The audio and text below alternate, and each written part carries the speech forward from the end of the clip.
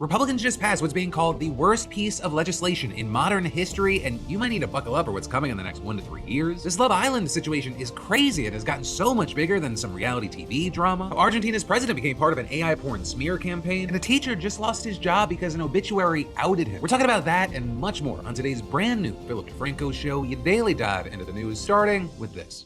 The House just passed Trump's big, beautiful bill today. A bill that's been described as the worst piece of legislation in modern history. A bill that's predicted to have sweeping, devastating impacts for just countless Americans. Taking Medicaid away from 17 million people, gutting access to food stamps, and just generally hurting the poorest people in America while delivering trillions of dollars in tax cuts that'll benefit the rich. Because when we last talked about this yesterday, I said, I think this is going through, but it was unclear at the time if the House was going to successfully pass it, at least by the July 4th deadline that was set by leadership. Because you had the more moderate members upset about the fact that the Senate package made even deeper cuts to Medicaid than the version initially passed by the House in May. But then at the same time, you had conservative hardliners angry that the Senate had made additions that would increase the cost of the legislation and remove some of the cuts that the House bill had made to food stamps and other programs. With it actually turning out that the fiscal hawks were the biggest hurdle. And many in that faction were upset that House Speaker Mike Johnson was just plowing ahead with the Senate version of the bill without allowing the lower chamber to make changes, demanding that they be allowed to negotiate and effectively stalling procedural votes necessary to move the bill to the floor for debate. Despite their so-called strong objections, a big question was, was this group going to ultimately cave to pressure from Trump as they've been known to do? And wouldn't you know it, history repeated itself. Though, keep in mind, they were essentially holding up the bill because they were like, I don't know if this hurts enough Americans. The main thing, Johnson and his leadership were ultimately able to secure enough support from the holdouts after fighting tooth and nail in a series of lengthy conversations yesterday that went late into the night. And ultimately, they were able to pass the bill 218 to 214 with 2 Republicans joining all Democrats to vote no. Right, and as for those 2 Republicans, you of course had Thomas Massie, who voted against the original House version and has been very clear about his opposition, making him a major Trump target, as well as Brian Fitzpatrick, who's a moderate from a battleground district in Pennsylvania who had raised concerns about the cuts to Medicaid, food stamps, and other social safety net programs. Which, on the note of food stamps, according to reports, this could be particularly devastating for people who also voted for Trump. Right, SNAP participation, it's pretty even between Republicans and Democrats, but SNAP participation is especially high in a lot of districts in the South and the Midwest where Trump won. Right, and that is, you also have one progressive think tank calling this the deepest SNAP cut in history and warning that over 2 million kids are going to lose at least some of their SNAP benefits. Though also, you have to imagine it was Trump that just jammed this thing over the line. Because while you had Trump claiming on Truth Social at around 9 p.m. last night that everyone was unified after talks that he had with members earlier in the day. With him writing, it looks like the House is ready to vote tonight. We had great conversations all day and the Republican House majority is united. But then night turned into Thursday morning and Trump was seemingly mad at this party that had proved him wrong. With him lashing out shortly after midnight writing, what are the Republicans waiting for? What are you trying to prove? MAGA is not happy and it's costing you votes. With him then adding just before 1 a.m., for Republicans, this should be an easy yes vote. Ridiculous. And then at around 3:30 in the morning, the House cleared that final procedural hurdle, from 219 to 213 to bring the bill to the floor for debate, but a sign that there was enough Republican support to pass it. With Johnson telling reporters that he secured enough votes to pass the BBB before the July 4th deadline and insisting that the leadership had not made any promises to the holdouts to secure their vote and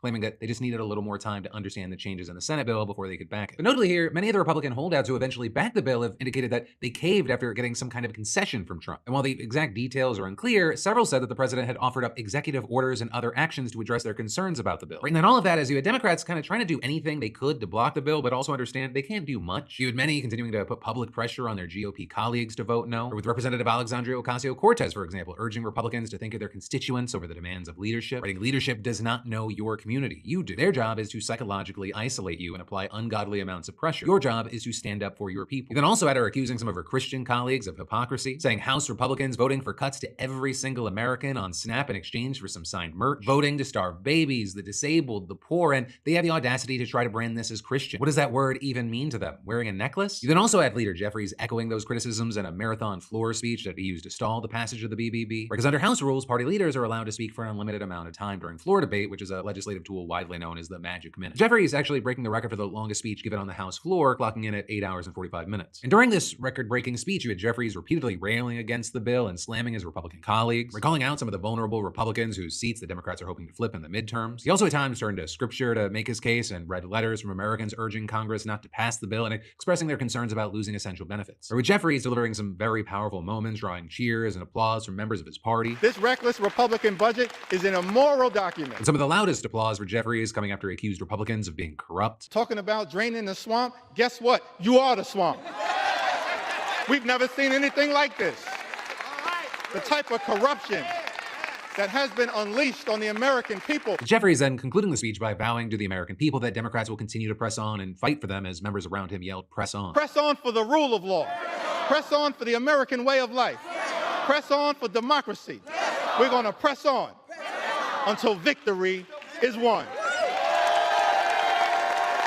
I yield back. But whether you thought it was a powerful speech or not, it essentially just delayed the inevitable. Where the Republicans, they'd just been waiting in the wings until he finished so they could wrap up debate and call for a final vote. With several Republicans criticizing Jeffries, calling on him to wrap it up, and Johnson slamming the speech as an utter waste of everyone's time. And ultimately, with Johnson getting the final word, delivering a 20-minute speech on the floor where he talked about how actually amazing this bill is for Americans, and he praised President Trump for being such a good leader. With one big, beautiful bill, we are going to make this country stronger, safer, and more prosperous than ever before.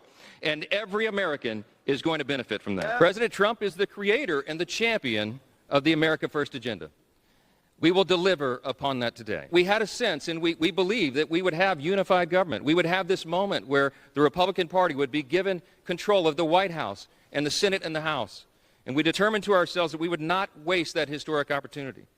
We've had spirited debates, we've had months of deliberation, and now we are finally ready to fulfill our promise to the American people. Now, as far as what happens next, the bill will be sent to Trump's desk, and he's set to sign it during a ceremony at 5 p.m. Eastern tomorrow. You know, time will be the ultimate judge of if this bill will ultimately benefit every American, as Johnson said. But especially as you have countless nonpartisan reports and expert analyses indicating the exact opposite. We're saying that this is actually going to be incredibly harmful to millions and millions of the most vulnerable Americans. And while, you know, this touches on every single American, unfortunately, it's those people who are going to be the guinea pigs for the most extreme of what's to come. And yeah, time will tell if these people end up being collateral damage for Trump's tax breaks. You know, one thing that Johnson said here is true. The American people gave Republicans the trifecta, the people who voted, the people also who did not vote, especially because so much of what we're seeing here is what they said that they would do. You know, while some of the people who voted for this are going to end up in a fuck around and find out situation because it's going to negatively impact them, it's going to affect way more than that. So with some of the impacts here going to be felt immediately and others over the next 1, 2, 3+ years, we as Americans can often have a tendency to have a short-term memory. Remember this moment, who enabled it and who pushed it through. But for now, as we wait to see how this plays out, let me know your thoughts in those comments down below. But then, you know, next up in the news today, we got to talk about the situation that is insane, but is also unfortunately becoming kind of the standard. Because there's this AI-generated pornographic videos that's being used right now to drag a journalist through the mud in Argentina. And the country's president, Javier Milei, he's just been taking the chance to pile on with his own attacks. Right? And this is just the newest episode in a long-running series to undermine press freedom in the country. But also to fully appreciate this situation, you know, we got to talk about the journalist in question. Her name is Julia Mengolini, and she's got a radio show and she's a critic of Milei. And once she joked on TV that Milei was in love with his sister, who also happens to be his top political advisor. But she never said anything about a sexual relationship, and she later clarified that she wasn't implying anything sexual. But what you're seeing is that Milei's supporters have seized onto that comment to try to justify a fake pornographic video depicting Mengolini with her own brother. And while Milei, he didn't share the video himself, he made it very clear that he considered the smear campaign fair game. With Milei writing, it seems that when she lashes out with her lies, it's fine, but when the tables turn, she cries and wants to take it to court. Right? Milei kind of got obsessive about it. In just a couple of days, he ended up posting or reposting at least 65 messages on X targeting the journalist, with the barrage being called by the New York Times one of the most extreme episodes in a pattern of escalating attacks against journalists by Milei. With then many adding that Milei's misogynistic, sexually charged, and often false attacks are eroding press freedom and raising the risk of real-world violence. With one law professor and former judge calling this an attack on freedom of expression because it's a form of indirect censorship, as this sort of thing obviously tends to inhibit speech. Right? And Milei's fire hose here, it's not just for Mengolini. She is just one of several high-profile journalists who have recently been targets of Milei and his allies. With Amnesty International even saying that since he took office in December of 2023, he has publicly insulted at least 41 journalists. Though observers have said that it's actually gotten worse in recent months. Right? I mean, for example, you had Maria O'Donnell, who's another journalist who's been on the receiving end of Milei's insults, saying, "There used to be an idea of an eye for an eye. You come for me, I come for you. Now he openly promotes hatred, insult, and outright disparagement. There's been a shift and it's gotten far more aggressive." And that shift appears to have started after Milei secured a long-awaited $20 billion